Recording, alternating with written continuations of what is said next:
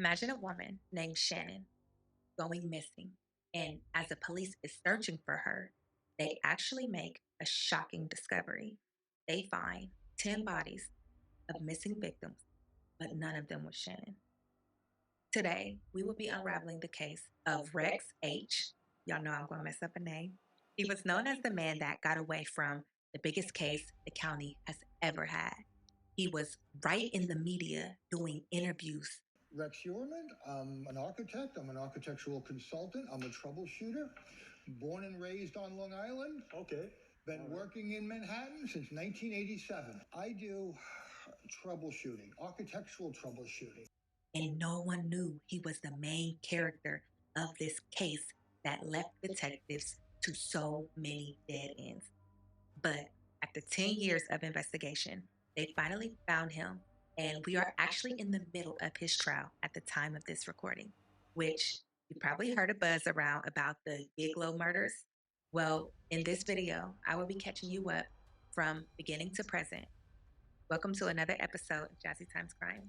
This is the case of Rex Heuermann. So in December of 2010, there was a missing escort named Shannon Gilbert in Oak Beach. And Shannon, who had a desire to sing and act, was visiting a client that lived 8 miles from the Giglo beach when she just vanished. Her family reported her missing, and they even traveled from New York to help the police find her. And the night she went missing, she made a panic 911 call that was 23 minutes long. No, stop it, please. Stop it, please. Please stop it. Please stop it. No. Why are you calling me by my name? What's the matter? Are you okay?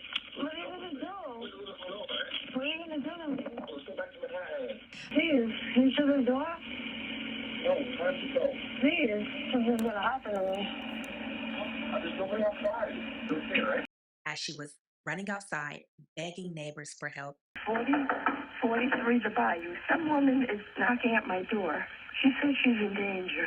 And that was the last time anyone ever saw or heard from her. Well, as the police is searching for her, they found a body who they thought was Shannon's, but it wasn't.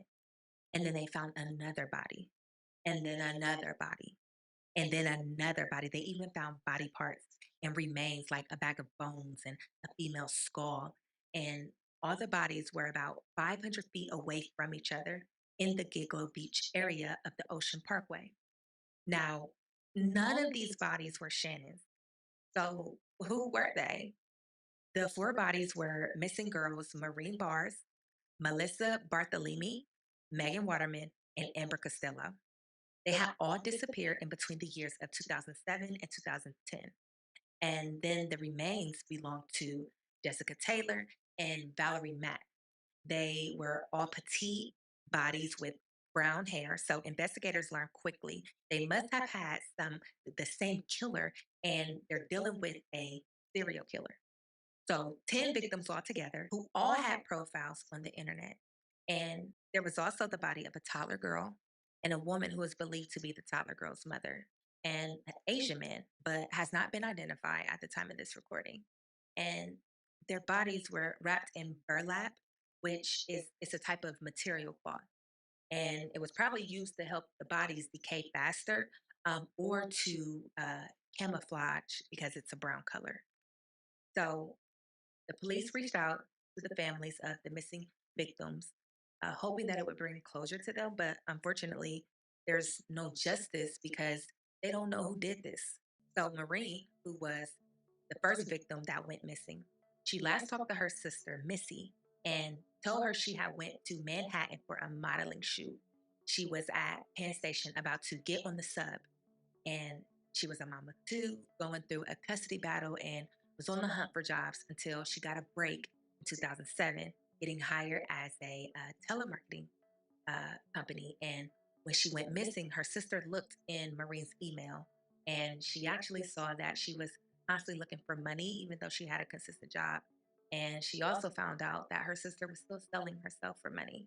And although she was devastated with this news, she still had hope that she would find her sister. She looked for her for years, but unfortunately, Missy had no luck. Another victim was 22-year-old Megan Waterman. She had a 3-year-old daughter last seen at a Holiday Express in New York. And she was in a toxic, abusive relationship with a man who encouraged her to sell her body in Long Island for extra money. And on June 6, 2010, she was seen leaving a hotel at 1:30 a.m. And they have footage of her leaving and no footage of her returning, though. Her boyfriend said he didn't know who that particular client was that night. So that ended in a dead end. Another victim, Melissa, had been missing a year and a half when they found her remains on Giglo Beach. She was also a prostitute. And when she first went missing, Melissa's number was calling Melissa's family members, but it wasn't Melissa. It was a man's voice, and he was taunting them with the details of what he had did to her. And he called approximately 10 times. Now, Amber Costello, she was a drug addict that did sex work to support her habit. And she had disappeared in 2010. She was also petite with brown hair. And she even tried to make a report of somebody trying to kidnap her. And she said that they drove a avalanche. And there's a Netflix documentary about this. It was released in 2020, and it's called Lost Girls.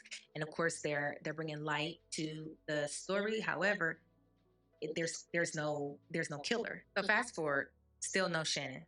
Until a year later, police find her purse and shoes, and a week after that, they find her body. And after 2 autopsies, they learned that she was actually strangled. And Valerie Mack, who was another victim that had been found, she went missing in 2000. She was also petite with brown hair. And they discovered a black leather belt, who obviously it belonged to a large man because it was very, very long. And this was a mystery for years until January 2022, after everyone came together. And by everyone, I mean local police, state police, the FBI. They all discovered that all the evidence led to a Chevrolet Avalanche, and it was registered to a man named Rex Heuermann. And he had a disturbing search history online after subpoenas, looking up the same women and their families before they even went missing. He also read every article about this case after they found the missing girls, and one of his search history titles were, "How come the murder of Giglo Beach hasn't been caught?" And all the murders happened every time his wife was out of town. Yeah, he was married with children. So police then had their eye on him in 2022 for a whole year before they made their arrest in 2023. But they needed time because they used more than 300 subpoenas and search warrants, which is what connected investigators to his burner phone, which a burner phone is like a cheap temporary phone that is sometimes untraceable. But this burner phone was used to set up meetings with all of the victims that had went missing. And the burner phone was also used to taunt the family members of the missing girls. Now, of course, he is facing life in prison, but they, as of today, he is going through a divorce. His wife filed for divorce, and it's so unfortunate. She is um, battling with cancer right now, and she's going through financial hardship. I just I can't imagine what she's going through right now. So my heart goes out to her. She had no idea. Her and her children have been cleared of anything because his wife's hair was on the body parts of the missing women. So I'm curious to know, did he plant that on purpose? But either way, his wife has been cleared. She has no involvement. She did just ask the judge to give back all of the things that deputies, investigators took from her house. They took all of their guns, and she needs financial support. And so she is trying to sell as much as possible, and she wants those guns because she feels like they're worth a lot of money and it can help her with her cancer treatments and her financial hardship. So stay tuned for more information on this specific case. If you would like to hear about more serial killer cases, then click right here. If you would like to subscribe to this channel so that you never miss another video, then click right here. I love you, and we shall talk again in the next episode of Jazzyxcrime.